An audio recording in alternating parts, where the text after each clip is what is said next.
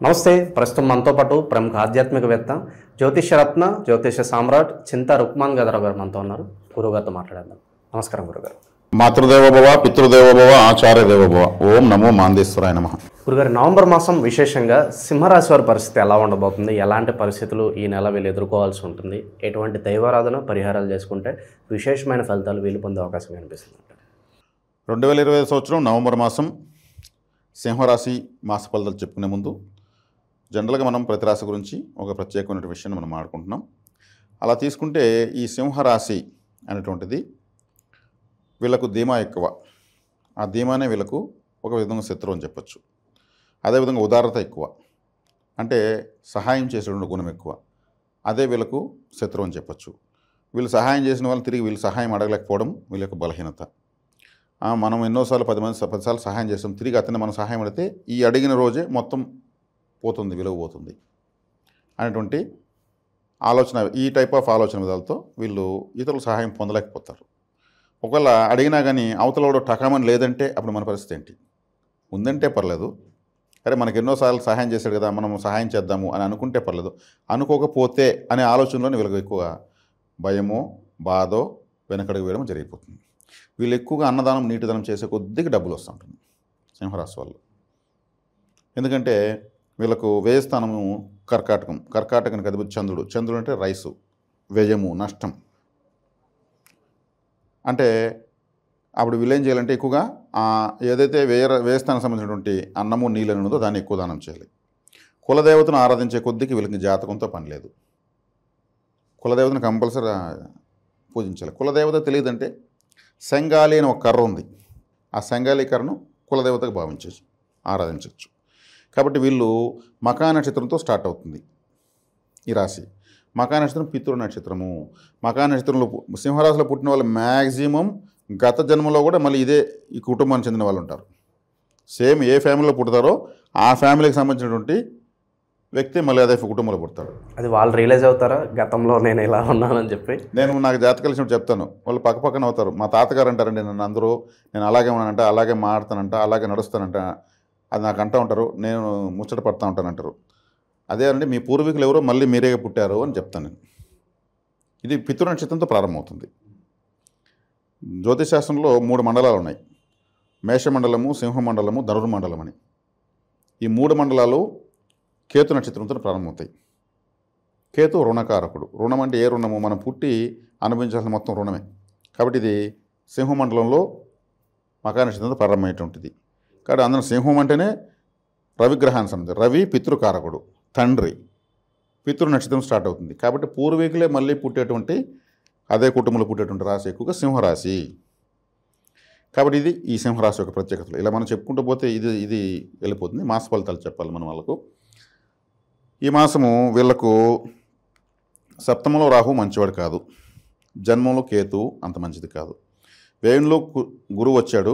కొంచెం నిద్రా సౌఖ్యం బాగుంటుంది, ఎందుకంటే వ్యయస్థానం అంటే పడుకుని నిద్రించేది. ఇక్కడ వీళ్ళకు బెనిఫిటబుల్గా ఉన్నదంటే ఏదంటే రాశాధిపతి 5లో ఉండడము, అదేవిధంగా భాగ్యాధిపతి 5లో ఉండడము, కుజుడు రవి 5వ స్థానాన్ని ఎక్కువ ప్రభావితం చేస్తున్నారు. అది వీళ్ళకి మంచి బెనిఫిట్. దానివల్ల గురువు చూస్తున్నాడు, అది ఈ మాసం వీళ్ళకు స్పెషల్ బెనిఫిట్. ఇతర గ్రహాలు సప్తమంలో రాహు మంచోడు కాదు వీళ్ళకు.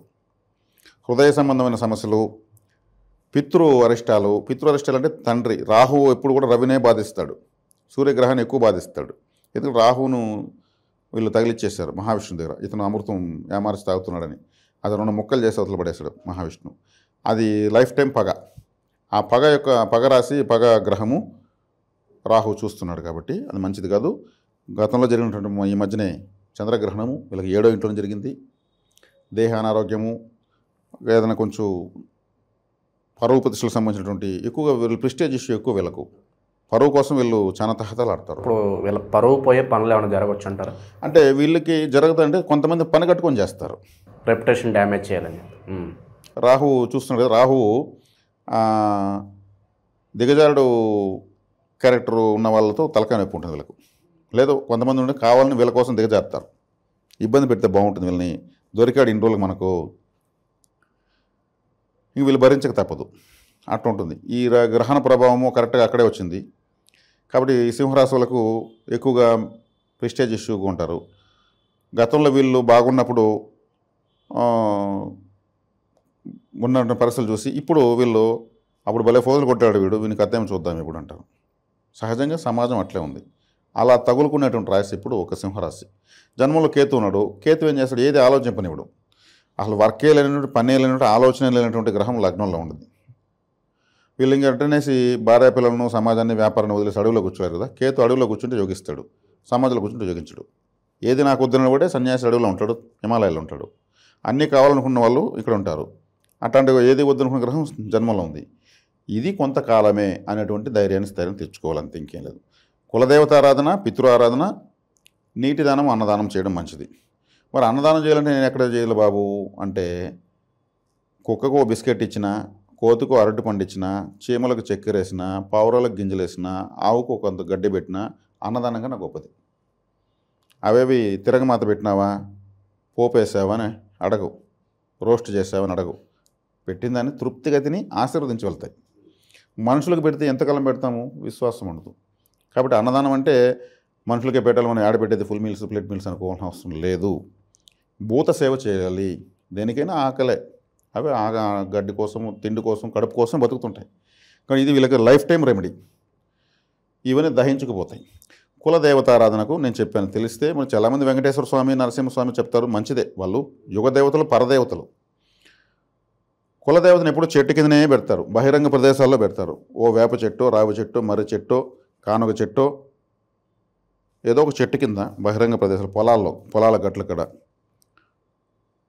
పుట్టమట్టితో విగ్రహాలు చేసి వాటికి బొట్లు పెట్టి మంచి మధ్యాహ్నం పిల్లలకు తల వెంట్రుకలు అక్కడే తీసి, ఆ ఇవ్వాల్సిన బళ్ళు ప్రత్యేకంగా ఉంటాయి వాళ్ళ దేవతకు, అవన్నీ ఇచ్చేసి అక్కడే వండి పూర్తిగా తినేసి మిగిలినవన్నీ అక్కడ పూర్తి చేసి, అది ఇంకా వేరే జీవులకు పోకూడదని పూర్తి చేసి వస్తారు. ఒక్కొక్కరి కులదేవతారాధన ఒక్కో విధంగా ఉంటుంది. ఆ ఫార్మాట్ పూర్వీకులు ఎందుకు మన వాళ్ళకి అందియకుండా వదిలేశారు. మన కులదేవత ఎవరో ఒకరు చూసుకోవాలని వెంకటేశ్వర స్వామిని ఇట్లా యుగదేవతను ఆరాధిస్తున్నారు. అది తప్పేం లేదు. కాకపోతే వాళ్ళ కులదేవతలు కాదు. కలి కులదేవత అని చెప్పలేదు, కలి యుగదైవం వెంకటేశ్వరుడు. కాబట్టి కులదేవత ఆరాధన కోసము ఎక్కువగా విశేషంగా నేను చూసి తమిళనాడు, కేరళ ప్రాంతాల్లో సెంగాలి అనే కారణం ఎక్కువ పడతారు. సెంగాలి అంటే ఎరుపుగా ఉన్న కాళికాదేవి అని అర్థం. అమ్మవారే మన కులదేవత తెప్పించుకోవచ్చు. మా వాళ్ళకి ఫోన్ చేస్తే కూడా చెప్తారు, 3 సైజులు ఉన్నాయి, ఎవరికి ఉంటుంది. తెలియని వాళ్ళకి మాత్రమే. ఇది అమ్ముకోవడానికి చెప్పడం లేదు, ఇది కూడా ఓపెన్ చెప్తున్నాం. అంటే కులదేవత ఎలా ఉంటుందో ఆ వివరణ మనకు తెలిసిన పరిజ్ఞానం చెప్తున్నాం. ఇది వాస్తవమే కూడా. కాబట్టి వీళ్ళు ఎక్కువ కులదేవతారాధన, పితృదేవతారాధన. రవి పితృకారకుడి రాశి కాబట్టి సూర్య నమస్కారాలు ఎక్కువ చేయాలి. సూర్య నమస్కారాలు ఎక్కువ చేసే కొద్దికి వీళ్ళకు చాలా బాగుంటుంది. ఎనర్జీ రాశి యాక్టివేట్ అవుతూనే ఉంటుంది. సూర్యనారాయణ అనే 4 నెలలకు వెళ్ళొచ్చు.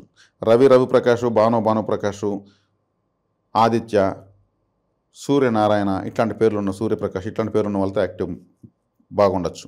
ఆ ఎనర్జీ ఉన్నటువంటి టైటిల్ ఉన్న వాళ్ళతో. అదేవిధంగా వీళ్ళకు కోనార్కు సూర్యదేవాలయము ఇట్లా ఆ నెలకు వెళ్ళి రావచ్చు. సూర్యగ్రహణం ఉన్నటువంటి పట్టుడు, విడుపుల స్నానాలు ఇవన్నీ ఖచ్చితంగా చేయాలి. వీళ్ళు దానాలు, ధర్మాలు చేయాలి. అదేవిధంగా సూర్యప్రభ వాహనం పైన వెంకటేశ్వర స్వామిని బ్రహ్మోత్సవాల్లో ఊరేగి ఆ సూర్యప్రభ వాహనం రోజు ఎస్పెషల్లీ వీళ్ళు సేవ చేసుకోవడం, దర్శించుకోవడం మంచిది. కాబట్టి సింహరాశి వాళ్ళకు పలు రకాలుగా దైవబలం యాడ్ కావాలి అనేదానికి నేను ఇవన్నీ చెప్పడం జరిగింది. ఎందుకంటే కాయలున్న చెట్టుకి రాళ్ళు పడతాయి. గ్రహరాజు ఈయన ప్రెస్టేజ్గా ఉంటాడు, ధీమాగా ఉంటాడు. తన దగ్గర ఉంటే 10 మందిని ఆదరిస్తాడు, తన దగ్గర లేకపోతే ఒకరిని చేయి చేపలేడు. అటువంటి సమస్యలు ఎక్కువ వీళ్ళకు. కాబట్టి సింహరాశి వాళ్ళకు ప్రస్తుతం కొంతకాలము మౌనమే అన్నిటికీ సమాధానము అనుకున్నట్టు వెళ్ళగలిగితే చాలు. సింహరాశి ఈ రోజు బాగాలేదు, పర్వాలేదు, రేపొద్దున మళ్ళీ బాగుంటుంది అనే ఒక దృఢ సంకల్పం ఖచ్చితంగా అది వాళ్ళకి తెలియకుండా వాళ్ళకు ఉంటుంది. అది ఒక గొప్ప లక్షణం. ప్రతి రాశికి ఒక గొప్ప లక్షణం ఉంటుంది. అట్లా సింహరాశి ఒక గొప్ప లక్షణం అది. కాబట్టి ఉన్నంతలో ఇంకొకరు పెట్టేటువంటి రాసే కాబట్టి వీళ్ళు ఎక్కువగా ఇప్పుడు నేను చెప్పిన దానివల్ల ఏదో ఒక జీవికి కాసే పిడికడు నూకలైతే పచ్చలకేస్తే కూడా అన్నదానమే. కాశీకో, అయోధ్యకో ఒక 1000 రూపాయలు, 10,000 డొనేషన్ చేయకపోతే అన్నదానం కాదు అనుకోవాల్సిన అవసరం లేదు. మన చుట్టూనే 10 జీవులు ఉంటాయి, వాటికి ఆదరించవచ్చు. వీళ్ళ కులదేవత ఆలయం తెలిస్తే అక్కడ పచ్చి బియ్యము, కలకండ నూకగా దంచి దాన్ని తీసుకెళ్ళి ఆలయం చుట్టూ కూడా వేసేస్తావు. చక్కన చిన్న చిన్న చీమలు, పురుగులు కూడా 4 months తింటాయి. తీసుకెళ్ళి ఎత్తి పెట్టుకుని తింటాయి. ఈ 4 నెలల్లో వీళ్ళు చాలా పనులు జరిగిపోతాయి. ఎస్పెషల్లీ కులదేవత శక్తి చాలా చాలా అవసరమైనటువంటి రాశి సింహరాశి. ఏదన్నా జీవితానికి సంబంధించి ఇంపార్టెంట్ డెసిషన్స్ కాస్త పోస్ట్ పోన్ చేసుకుంటేనే బెటర్, లేదంటే ఈ టైంలో సరైన నిర్ణయాలు తీసుకునే స్తోమత ఉంటుందంటారు వాళ్ళు? నేను చెప్పిన ఆరాధన చేయడం వల్ల కులదేవత ఆరాధన, సూర్య నమస్కారాలు, ఒక 4 జీవులకు ఏదో ఒక జీవికి ఫుడ్ పెట్టడం, ఇవి చేస్తూ ఉంటే ఏదైనా అధిగమించవచ్చు. లేదు అవేవి చేయలేము అనుకున్నప్పుడు ఏమవుతుంది, ఈడ రాహు కాసుకోన్నాడు రాయెత్తుకొని. రాహు అంటే కన్నింగ్ ప్లానెట్. ఈ సింహరాశి అంటే పగ, కసి. అటువంటి గ్రహం ఎదురుగా ఉన్నప్పుడు ఏమి చేయకపోయినా శుభంగా జరుగుతుంది నేను చెప్పలేను. ఇవి పరిహారాలు చేయడం వల్ల ఏమవుతుంది, ఆ రాహు నోట్లో ఎలకాయ పడుతుంది అంతే. కాబట్టి ఈ పరిహారాలు చేసుకుంటూ చేయడం వల్ల ఇప్పుడున్న పరిస్థితులు కూడా అధిగమించుకుంటూ వెళ్ళొచ్చు, ఇబ్బంది ఏం లేదు. కానీ ఎడదిరిగి వీళ్ళకైతే మాత్రం ఆత్మకారకుడు రవి, ఆత్మస్థైర్యం ఎప్పుడు సన్నగలదు. ఎన్ని పడుతున్నా కానీ వీళ్ళ ఆత్మస్థైర్యాన్ని కోల్పోను రాసి. విశేషంగా ఈ కార్తీక మాసంలో వీళ్ళు ఏదన్నా స్పెషల్గా పరిహారాలను చేయొచ్చు అంటారు, అలాగే ధనపరంగా ఏదన్నా రెమెడీస్ ఉంటే తెలియజేయండి. కార్తీక మాసంలో వీళ్ళు సింహరాశి వాళ్ళు ఈ రాశికి సంబంధించినటువంటి రవి యొక్క నక్షత్రమే కృత్తిక నక్షత్రము. ఈ నక్షత్రంతోనే కార్తీక మాసం ఉంటుంది. వీళ్ళు దీపాలు వెలిగించవచ్చు. వీళ్ళు మన మకా నక్షత్రం అంటే పొబ్బ, ఉత్తర, మకా నక్షత్రం వాళ్ళు దీపాలు దానం చేయొచ్చు, నూనె దానం చేయొచ్చు, వత్తులు దానం చేయొచ్చు. ఇంకా అక్కడ ఏదైనా ఉంటే ఆలయంలో ఎవరైనా గలీజ్ చేస్తుంటే ఈ దీపాలతో అట్టా ఇట్టా వేసేసి అవన్నీ శుభ్రం చేయొచ్చు. ఇదంతా దీపసేవే. కార్తీక మాసంలో ఆలయ సేవ చేసుకోవచ్చు. పుబ్బా నక్షత్రం వాళ్ళు ఉత్తర, వీళ్ళు సంపత్తార కాబట్టి కృత్తిక నక్షత్రం సంపత్తార కిందకు వస్తుంది, సంపత్తార వర్గానికి వస్తుంది. దీపాలు పెట్టచ్చు. ఎక్కువ దీపాలు పెట్టడము వీళ్ళకి చాలా దైవబలాన్ని ఇస్తుంది. ఓంకారం లాగా దీపాలు పెట్టడము, అదేవిధంగా స్వస్తిక్ లాగా పెట్టడము, త్రిశూలాకారము, శ్రీవారి నామాలు, అదేవిధంగా త్రిపుండ్రాలు, శివలింగాకారము, ఇట్లా వీళ్ళు పెట్టగలిగితే చాలా అద్భుతంగా ఉంటుంది. చుట్టుపక్కల వాళ్ళు కూడా అభినందిస్తారు. ఎలా వచ్చింది ఏడియా మీకు అని కూడా అంటారు. ముచ్చటగా దైవ స్వరూపాలు పెట్టి దీపాలు వెలిగించడం చాలా చాలా మంచిది. ఇంకా ఏదైనా మంచి ఆలోచనలు తండ్రి ఉంటే కూడా వాళ్ళు చేయొచ్చు. ఓం నమ శివాయ అని కూడా రాసి అక్షరాలు దీపాలన్నీ ఇలా డిజైన్ వేసి పెట్టి చేయొచ్చు. ఓం నమో నారాయణాయ ఇట్లా కూడా పెట్టి చేయొచ్చు. చాలా అద్భుతంగా ఉంటుంది, ప్రత్యేకంగా ఉంటుంది. ఆ శక్తి నిజంగా కూడా వీళ్ళకి అందుతుంది. అదేవిధంగా ఉత్తర నక్షత్రం వాళ్ళు, ఉత్తర నక్షత్రం జన్మతార కాబట్టి వీళ్ళు వెలిగించుకోవచ్చు. మొత్తం పైన ఈ 3 రాశుల వాళ్ళు నేను చెప్పిన విధంగా దీపసేవ చేసుకోవచ్చు. అదేవిధంగా మనము బ్యాంకు వివరాలు తెలియజేస్తున్నాం, ఏ బ్యాంకులో అకౌంట్ ఓపెన్ చేసుకుంటే బాగుంటుంది అనేసి. ఇక్కడ వచ్చేక్కడికి కేతు నక్షత్రం అంటే మకా నక్షత్రం వాళ్ళకి సంపత్తార పుబ్బా నక్షత్రము. పుబ్బా నక్షత్రం శుక్రుడిది. శుక్రుడు అన్నప్పుడు ఇక్కడ ధనలక్ష్మి బ్యాంక్ వస్తుంది, బ్యాంక్ ఆఫ్ బరోడా వస్తుంది. ఈ బ్యాంక్ ఆఫ్ బరోడాలో లక్ష్మీ విలాస్ బ్యాంక్ మెర్జ్ అయింది కాబట్టి అక్కడ శుక్రశక్తి అందులోకి వెళ్ళింది. ఇక్కడ ధనలక్ష్మి బ్యాంక్ డైరెక్ట్గా పేరే ఉంది. ఈ 2 బ్యాంకుల్లో వీళ్ళు అకౌంట్ ఓపెన్ చేసుకోవచ్చు. ఆ నక్షత్రాల రోజు బ్యాంకులో వెళ్ళి కొంచెం కూర్చొని రావచ్చు, ఏదో ఒక ట్రాన్సాక్షన్ చేయొచ్చు. అదేవిధంగా పుబ్బా నక్షత్రం వాళ్ళు ఉత్తర నక్షత్రం సంబంధించినటువంటి Yes bank, IDFC first bank, ఈ రెండింటి వెనకాల రవిగ్రహం యొక్క ప్రభావము, ఆ లోగోస్ అన్నీ కూడా మనకు తెలియజేస్తున్నాయి కాబట్టి చేసుకోవచ్చు. అదేవిధంగా ఉత్తర నక్షత్రం వాళ్ళు హస్త నక్షత్రం సంబంధించినటువంటి చంద్ర ప్రభావం ఎక్కువ ఉన్నటువంటి హెచ్డిఎఫ్సి బ్యాంకులో వీళ్ళు, హెచ్డిఎఫ్సి బ్యాంకులో వైట్ కలర్ ఎస్పెషల్లీ మెరుస్తూ ఉంటుంది చూడండి కావాలంటే. ఆ లోగో వెనకాల కూడా హెచ్డిఎఫ్సి ఏంటంటే మనకు వైట్ కనిపిస్తుంది, వైట్ డామినేషన్ కనిపిస్తుంది. చంద్రుడు తీసుకోవచ్చు, బ్యాంకు అకౌంట్ ఓపెన్ చేసుకోవచ్చు. ఇది వీళ్ళకు సంబంధించినటువంటి ఈ మాసం ఒక ప్రత్యేకమైనటువంటి విషయం. ఓవరాల్గా సింహరాశి వాళ్ళ పరిస్థితి ఈ నవంబర్ మాసం ఎలా ఉంటుందనేది అద్భుతంగా వివరించారు. ధన్యవాదాలు. ధన్యవాదాలు.